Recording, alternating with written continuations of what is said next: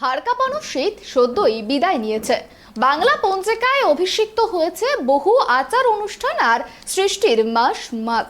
বিশেষত মালদার মানুষের কাছে কাঙ্ক্ষিত একটি মৌসুম।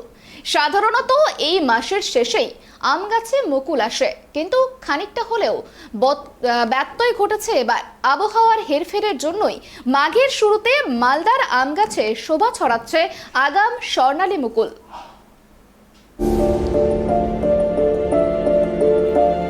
আবহাওয়ার হেরফের, সময়ের অনেক আগেই মালদহে আম বাগানগুলিতে গাছে মুকুল ফুটছে। আগে মুকুল ফোটাই আম অনেক আগেই পরিপূর্ণ হয়ে পাকতে শুরু করবে। মূলত প্রতি বছর মালদহে আম জ্যৈষ্ঠ মাসের মাঝামাঝি বা শেষের দিক থেকে ব্যাপক হারে পাকতে শুরু করে। সাধারণ নিয়ম মতো দক্ষিণবঙ্গের জেলাগুলিতে মুকুল আগে ফোটে এবং আম আগে পাকে। প্রথমে বাজারে আসে দক্ষিণবঙ্গের আম, এমনকি মালদহের বাজারেও দক্ষিণের জেলার আম বিক্রি হয়। তবে এই বছর একটু ব্যতিক্রম। আবহাওয়ার হেরফেরের জন্য এই বছর উত্তরবঙ্গের জেলাগুলিতে অনেক আগেই মুকুল ফুটেছে। মালদহের বাগানগুলিতেও মুকুল ফুটেছে অনেক আগে। মালদহ জেলা উদ্যান পালন দপ্তর সূত্রে জানা গিয়েছে, এই বছর সময়ের প্রায় 20 দিন আগে মালদহের বাগানগুলিতে আমের মুকুল ফুটে গিয়েছে। এর একমাত্র কারণ এই বছরের আবহাওয়ার হেরফের। শীত পড়লেও অনেক আগেই ঠান্ডা আবহাওয়া কেটে গিয়েছে। ফেব্রুয়ারি মাসেই তাপমাত্রা বৃদ্ধি পেতে শুরু করেছে, তাই বাগানগুলিতে আমের মুকুল আগেই চলে এসেছে।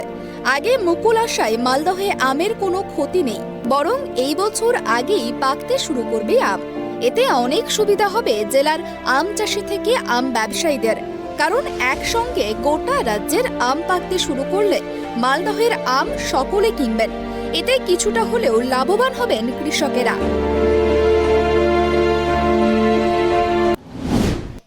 এই বছর অর্থাৎ 2023-24 আর্থিক বছরে মালদা জেলায় আম চাষের যে আবহাওয়া সেটা অনুকূল আবহাওয়া, এবং আমাদের জেলাতে বর্তমানে 31,650 হেক্টর এলাকা রয়েছে। প্রতি বছরে 100 থেকে 200 হেক্টর এলাকা গভর্নমেন্টের যে সম্প্রসারণ, মানে আমের এলাকা সম্প্রসারণ, সেই প্রকল্পের মাধ্যমে এটা বাড়ে।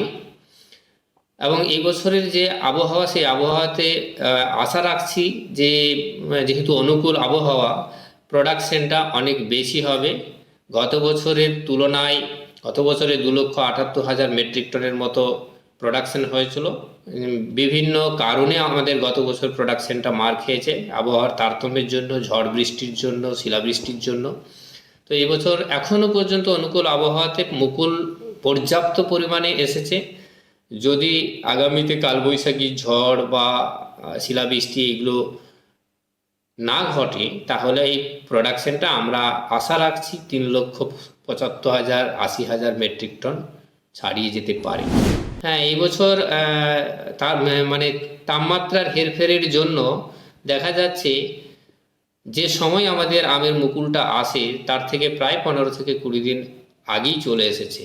যেটা সাউথ বেঙ্গলে আমের মুকুলটা 10-15 দিন আগে আসে as compare to north Bengal. অর্থাৎ নর্থ বেঙ্গলের 10-15 দিন আগে ওখানে মুকুল আসে, তার 10-15 দিন পরে আমাদের এখানে মুকুলটা আসে। কিন্তু এবছর দেখা যাচ্ছে যে দুটো বেঙ্গলেই, নর্থ এবং সাউথ দুটো বেঙ্গলেই একই সময়ে মুকুল এসেছে। মালদহ জেলা উদ্যান পালন দপ্তর সূত্রে জানা গিয়েছে, আবহাওয়া ঠিক থাকলে, প্রাকৃতিক কোনো বিপর্যয় না ঘটলে এই বছর মালদহে রেকর্ড আমের ফলনের সম্ভাবনা রয়েছে। গত বছর বিভিন্ন প্রাকৃতিক বিপর্যয়ের কারণে আমের ফলন কমে গিয়েছিল। মালদহে আমের ফলন হয়েছিল 2,78,000 মেট্রিক টন। এই বছর মালদহে মোট 31,650 হেক্টর জমিতে আম চাষ হয়েছে।